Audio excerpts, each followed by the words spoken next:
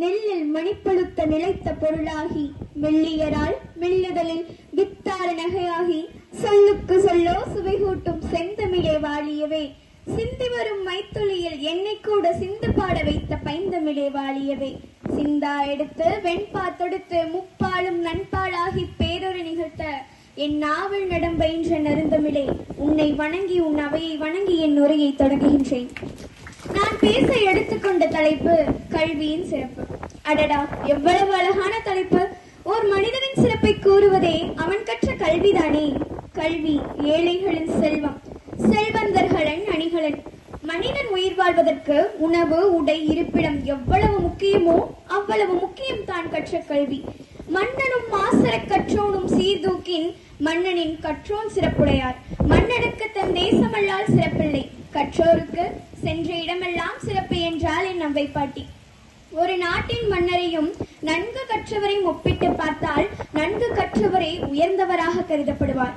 ஏனெனில் அரசனுக்கு தன் நாட்டில் மட்டுமே சிறப்பு இருக்கும், கற்றோருக்கு சென்ற இடமெல்லாம் சிறப்பு. இப்படி கல்வியின் பெருமையை பற்றி சொல்லிக்கொண்டே போகலாம். இந்த உலகத்தையே மாற்றக்கூடிய ஆயுதம் என்று ஒன்று இருந்தால் அதுவே கல்வி என்றார் நெல்சன் மண்டேலா. படிக்காமல் இருப்பதை விட பிறக்காமல் இருப்பதே மேல் என்றார் பேரறிஞர் பிளேட்டோ. பெற்ற பிள்ளை கைவிட்டாலும் கற்ற கல்வி கைவிடாது என்றார் மகாத்மா காந்தி. அறியாமை வெக்கப்பட வேண்டிய ஒன்றுதான், ஆனால் கல்வி கற்க விருப்பமில்லாமை அதைவிட வெக்கக்கேடு. முதுமையை முன்னிட்டு ஒவ்வொரு மனிதனும் தனக்கு ஏற்படுத்திக் கொள்ளும் பாதுகாப்புகளிலேயே மிகச் சிறந்தது கல்வி என்றார் அரிஸ்டாட்டில். ஒரு நாட்டிற்கு செலவே இல்லாமல் பாதுகாப்பை ஏற்படுத்துவதே கல்வி என்றார் எட்வர்ட் பர்க். எதற்காக அப்படி சொன்னான் தெரியுமா? கத்தியினால் ஜெயித்த யுத்தங்களை விட யுக்தியினால் புத்தியினால் ஜெயித்த யுத்தங்களே அதிகம். அதுதான் கல்வியின் சிறப்பு. அப்படிப்பட்ட கல்வியின் பொருளை நாம் முழுமையாக உணர்ந்திருக்கின்றோமா? எல்லோரும் படிப்படி என்கிறார்களே, எதற்காக படிக்க வேண்டும்? வாளின் கூர்மையும் நூலின் கூர்மையும் மட்டுமே இந்நாட்டை ஆள்கிறது. காலப்போக்கில் வாளின் கூர்மை முனை மழுங்கி நூலின் கூர்மை மட்டுமே நிலைத்திருக்கின்றது. கூர்தீட்டப்படாத எதுவுமே முனை மங்கிவிடும். நமது மூளையும் அது போலதான். நமது மூளை கூர்தீட்டப்பட வேண்டும் என்றால் நாம் தொடர்ந்து கற்றுக்கொண்டே இருக்க வேண்டும். கல்வி இல்லாத வீடு இருண்ட வீட்டிற்கு சமம். கல்வியின் முழுமையான பொருள் என்ன தெரியுமா? கற்றலும் கேட்டலும் அதன் வழி நடத்தலும் தான். இன்றைய உலகில் இன்றியமையாத ஒன்றாக இருப்பது கல்வி மட்டுமே. கல்வியை அழகாக சொல்வதென்றால் தன்னை உணர்தலே ஆகும். கேடல் விழுச்செல்வம் கல்வி ஒருவருக்கு மாடல்ல மற்றையவை. தொற்றை தூரும் மணற்கேணி மாந்தர்க்கு கற்றனை தூரும் அறிவு. எண்ணென்ப ஏனை எழுத்தென்ப இவ்விரண்டும் கண்ணென்ப வாழும் உயிர்க்கு. ஐயன் வள்ளுவனை 1330 குறளை எழுத வைத்ததும் இந்த கல்விதான். எளியவளை உங்கள் முன் பேச வைத்ததும் இந்த கல்விதான். இந்த நேரத்தில் நான் ஒரு வரலாற்று சம்பவத்தை நினைவு கூற கடமைப்பட்டிருக்கின்றேன். காமராஜர் முதலமைச்சராக இருந்த போது தனது நேர்முக உதவியாளரிடம் தமிழகம் முழுவதும் மதிய உணவு திட்டத்தை கொண்டு வர வேண்டும் என்றார். அதற்கு அவர், ஐயா, இது சாத்தியமே இல்லை, அவ்வளவு பணம் நம் அரசாங்கத்திடம் இல்லை என்றார். அதற்கு காமராஜர், என் மக்களிடம் சென்று பிச்சை எடுத்தாவது பணத்தை நான் கொண்டு வருகிறேன், என் மக்கள் எப்படியாவது படித்துவிட வேண்டும் என்றார்.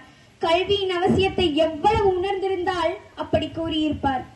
கற்கை நன்றே கற்கை நன்றே, பிச்சை புகினும் கற்கை நன்றே, பிச்சை எடுத்தாவது படித்துவிட வேண்டும்.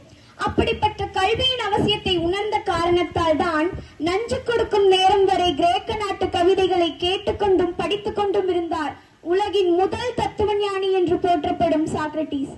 தூக்கு கயிற்றுக்கு முத்தமிடும் வரை படித்துக் கொண்டே இருந்தார் உமர் முக்தார். தூக்கு மேடைக்கு அழைத்து செல்லப்படும் நேரம் வரை படித்துக் கொண்டே இருந்தார் பகத்சிங். படுக்கும் இடம் கூட படிப்பகத்திற்கு அருகாமையில் கேட்டார் அண்ணல் அம்பேத்கர். தான் படித்துக் கொண்டிருந்த புத்தகத்தை முடிப்பதற்காக தன்னுடைய அறுவை சிகிச்சையை அடுத்த நாளுக்கு மாற்றி வைத்தார் அறிஞர் அண்ணா. பயணங்களின் போதெல்லாம் படிப்பதையே முக்கிய பணியாக கொண்டிருந்தார் பாரதத்தின் முதல் பிரதமர் பண்டித ஜவஹர்லால் நேரு. தான் படித்துக் கொண்டிருந்த புத்தகத்தால் தன்னுடைய தூக்கத்தையே மறந்தவர் முன்னாள் ஜனாதிபதி ராதாகிருஷ்ணன். படித்தால் தான் பாரதத்தை பாராள வைக்க முடியும் என்று படித்து படித்து சொன்ன மாமனிதர் திரு APJ அப்துல் கலாம். 35 ஆண்டுகள் நூலகத்திலேயே மூழ்கி மூலதனம் எனும் வேதாந்திரத்தை கண்டுபிடித்து இன்று வரை கம்யூனிஸ்டுகளின் பைபிளாக போற்றப்படுகிறது காரல் மார்க்ஸ். தன்னுடைய கண் கண்ணாடியின் மேல் பூத கண்ணாடியை வைத்து தன் வாழ்நாள் முழுவதும் படித்துக் கொண்டே இருந்தார் தந்தை பெரியார். அவரைதான் பெண்களிடமிருந்து கரண்டியை பிடுங்கிவிட்டு புத்தகத்தை கொடுங்கள் என்றார். அதற்கு நேரடி சாட்சியாக நம் முன் அமர்ந்திருக்கும் நீதிபதி அம்மா அவர்களையே எடுத்துக்கொள்ளலாம். இதையெல்லாம் நான் எதற்காக சொல்கிறேன் என்றால், கல்வி ஒரு மனிதனை எந்த அளவிற்கு உயர்த்தும் என்பதை நாம் உணர்ந்து கொள்ள வேண்டும்.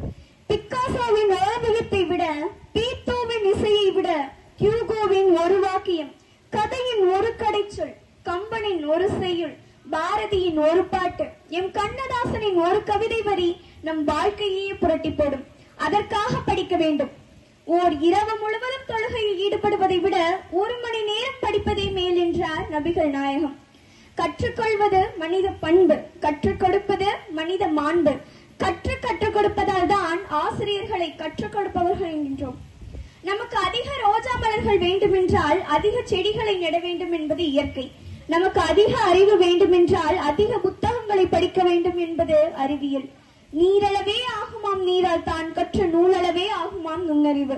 நிறைய பட்டங்களை பெற்று தன்னுடைய பெயரை அலங்கரிப்பவர்களை விட நிறைய புத்தகங்களை படித்து தன்னுடைய மனதை அலங்கரிப்பவர்களையே மேன்மையானவர்கள் என்பேன் என்று கூறி என் உரையை முடிக்கும் முன்பு, விழும் வேகத்தை விட எழும் வேகம் அதிகமாக இருந்தால் தோற்கடிக்க அல்ல, உன்னை பார்ப்பதற்கே எவனும் பயப்படுவான் என்று கூறி வாய்ப்பளித்த அனைத்து நல்லுள்ளங்களுக்கும் நன்றி பாராட்டி விடைபெறுகிறேன். நன்றி, வணக்கம்.